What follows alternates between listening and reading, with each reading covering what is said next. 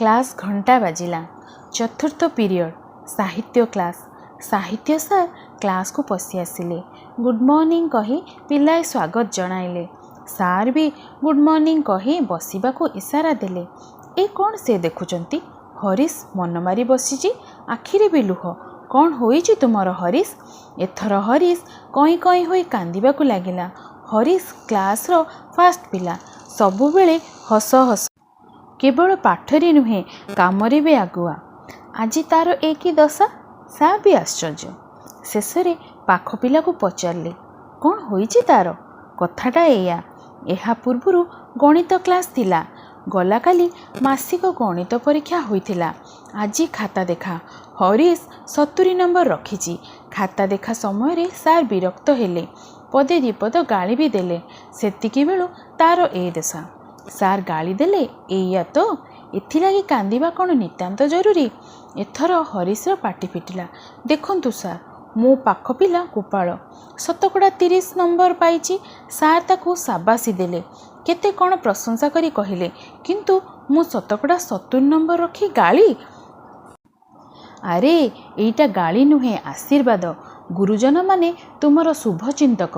तुमे परा बोलो गुरु ब्रह्मा गुरु विष्णु गुरुदेव महेश्वर गुरु साक्षात परम ब्रह्म तस्मै श्री गुरवे नमः। अच्छा एबे कहिलो, गला परीक्षा रे गोपालर नंबर केते थिला? शतकड़ा 20। तमर केते थिला? 100 रु 100। एबे तुलना कर, ए परीक्षा रे तुमर भल होईची ना खराब? खराब। तेबे काहेकि? खराबर कारण गोटे होई पारे पढ़ारे अवहेला, अन्यटी होई पारे बुझिबारे त्रुटि। दुईटी जाक तुमर काम। भविष्यत रे एपरी भूल न करिवा पई सार कौन टिके कहिदेले। मु बुझुची, सेईटा तुमको बाधिची। मु ठीक कहली ना? गपटिए कहूची सुन, तेबे बुझी पारिबो। जणे मूर्तिकार थिले। सुंदर सुंदर मूर्ति गढ़िबारे निपुण। मूर्ति गुड़िए निखुण। बजार रे भी तार चाहिदा। लोके आदर रे उपयुक्त दाम दे किणी नियंती। सेथिरे बिचारार परिवार सुरखुर रे चले। छोट परिवार सुखी परिवार। संतान बोइले गोटिए पुओ। से ता कलार पूजारी। कला को बंचाई रखिबा को इच्छा। कथारे अछि, गुण चिन्हे गुणिया, सुना चिन्हे बणिया। पुओ बड़ हैला। बापा पुओ को कलारे निज ठारू अधिक दक्ष करने को चाहूतिले। पुओर मध्य आंतरिकता थाए। पुणी बापांक ठारू उपयुक्त तालीम विद्यार सफलता मिलिबो ही मिलिबो। पुओ एबे निज हातरे मूर्ति गढ़िबा को लागिला। पुओर मूर्ति गुड़िक बापांक ठारू अधिक मूल्य रे बिक्री हला। बजार रे एहार चाहिदा भी बढ़िला। पुओर शिखिबार उत्कंठा, तार सांग को जन्मजात प्रतिभा, ख्याति तो निश्चय मिलिबो। किंतु गोटिए कथा स्वाभाविक थिला। पुओ प्रतिदिन निज कृति को बापा को देखाउथिला। दोष गुण संपर्क रे पचारुथिला। बिक्री लब्ध धन बापा को आनी देउथिला। पिता केतेबेले केमिति प्रशंसा सह दोष दुर्बलता बताउथिले। दोष शुणिले पुओर मुंड को विष चढ़े, खराब लगे, मने मने रागे। एथर चुप होई रही पारला नाही। भाबिला बाहर लोक मोर मूर्ति देखि पसंद करती, अधिक दाम नहीं किणी नियंती, अथच आपण सबुदिने किछि ना किछि दोष बाछुचंती। मु बुझी पारुनी काहेकि आपण को मो मूर्ति पसंद होउनी। बापा चुप रहिले, सते जेपरि तांको मुंडरे वज्र पड़िला। दुख लागिला।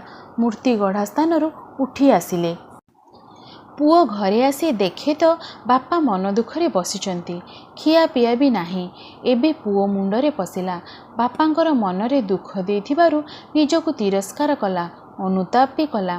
परे बापा को क्षमा मागी खाइबा को अनुरोध कला। बापा रुद्ध कंठरे कहिले, प्रश्न एहा नुहे तू कौन कहलु, किभଳି गाली देलु। असल कथा हेउची, जदि तू समीक्षा को भूल भाबू, कृति रे थिबा त्रुटि संशोधन हेबो केमिति?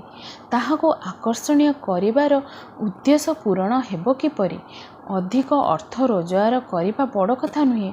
बड़ कथा हेउची समीक्षा द्वारा संशोधन। ताहा न हेले प्रगति द्वार रुद्ध होइजिबो। समीक्षा ही सफलतार पाहच। ପୁଅ ଏବେ ନିଜର ଭୁଲ ବୁଝିପାରିଲା। ବାପାଙ୍କ ଗୋଡ଼ ଧରି ଦେଇଥିବା ଦୁଃଖ ଯୋଗୁଁ ଅନୁତାପ କଲା। ଗପଟିର ଉଦ୍ଦେଶ୍ୟ ଏବେ ବୁଝିପାରିଲ? ହରିଶ ଆମର ସୁନା ପିଲା ସବୁଥିରେ ଆଗରେ। ସୁନାକୁ ଯେତେ ପୋଡ଼ିଲେ ଉଜ୍ଜ୍ୱଳରୁ ଉଜ୍ଜ୍ୱଳତର ହୁଏ, ପୋଡ଼ିଯାଏନି। ସାର୍ଙ୍କର ତାଗିଦ ତୁମକୁ ସୁଧାରିବା ପାଇଁ। ଏଥିରେ ରାଗ କି ଅହଙ୍କାରର ସ୍ଥାନ ନାହିଁ।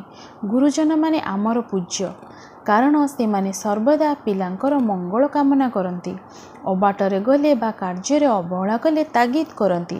ତେଣୁ ସେମାନଙ୍କୁ ଭୁଲ ବୁଝିବା ଉଚିତ ନୁହେଁ। ଏବେ ହରିଶ ନିଜର ଭୁଲ ବୁଝିପାରିଛି। କ୍ଲାସ ଶେଷ ହେଲା।